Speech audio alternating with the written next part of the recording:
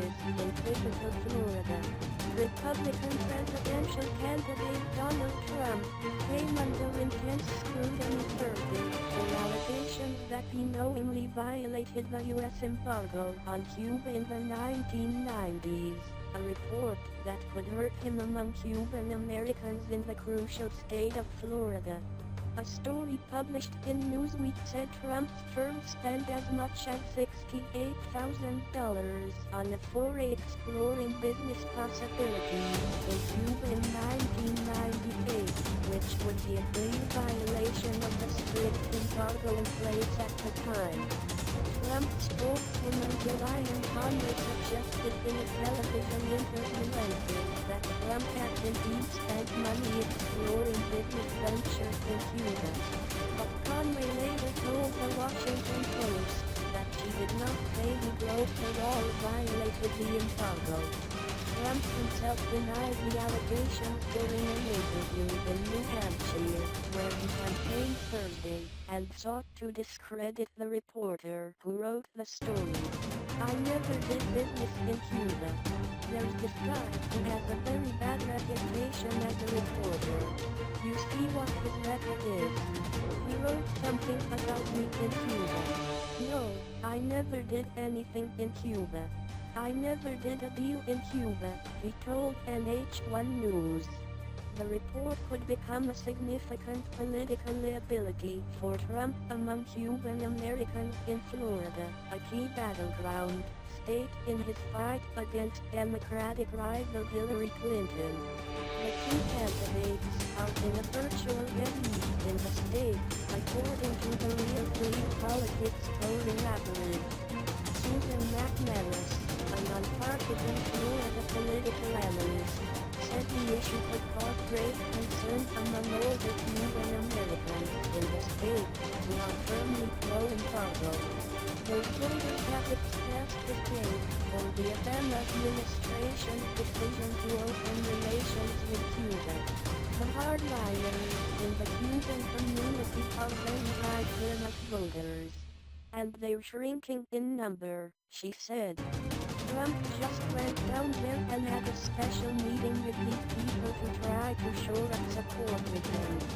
And so, just when Trump was making inroads and assuring that community that he was on their side, then this story comes out. Ana Navarro, a Florida-based conservative strategist opposed to Trump, said that it is never a good thing when voters feel played and find out the candidate they are supporting is a hypocrite on an issue that carries the emotion that Cuba policy does. Senator Marco Rubio, a former primary challenger of Trump, who is running for re-election in November, urged the Trump campaign to address questions about the case but said he would not comment further until more information is known. The article makes some very serious and troubling allegations. I will reserve judgment until we know all the facts and dollars has been given the opportunity to respond, Rubio said in a statement. According to Newsweek, the fees associated with a business trip to the island by Trump representatives were paid by Trump Hotels and Casino Resorts through a consulting firm called Seven Arrows Investment and Development. The consulting firm later said the trip had been taken on behalf of a Catholic charity. Trump blasted President Obama for a one-sided deal for Cuba this month during a campaign event in Florida. He said the move to normalize relations would benefit the Castro regime.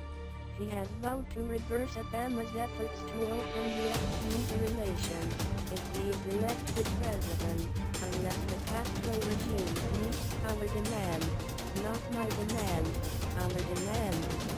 Clinton told reporters a courier claimed that Trump's business exploration in Cuba appears to violate U.S. law, certainly throughout American foreign policy, as he has consistently misled people in responding to questions about whether he was attempting to do business in Cuba. This adds to the long list of actions and statements that raised doubts about his temperament and qualification to be president. She added, Conway, during a tense appearance on ABC The View, appeared to state that Trump had spent money in Cuba but emphasized that he decided not to invest there. I think they paid money, as I understand from the story, in 1998, and we're not supposed to talk about years ago, when it comes to the Clintons, Conway said amid crosstalk. So the question is, did he spend money? He's very critical of Cuba, he's very critical of Castro, he's been critical of Cuba, she said. He gave a speech the very next year to the Cuban American National Foundation in Miami critical of those who want to do business with Castro. In that 1999 speech, Trump denounced the Castro regime. I had a lot of offers and sadly it's all been very recently to go into Cuba on deals, business deals, real estate and other deals. And I rejected them on the basis that I will go when Cuba is free, Trump said at the time, according to a video of his remarks. Putting money and investing money in Cuba right now doesn't go to the people of Cuba. It goes into the pockets of Fidel Castro. He's a murderer, he's a killer, he's a bad guy in every respect. Conway said several times Thursday that Trump did not ultimately invest money on the island and sought to focus attention on foreign donations to Bill and Hillary Clinton's family foundation. But again, we're talking about, did his hotel invest money in 1998 in Cuba? No. Did she get money from several foreign governments, while she was Secretary of State? Yes.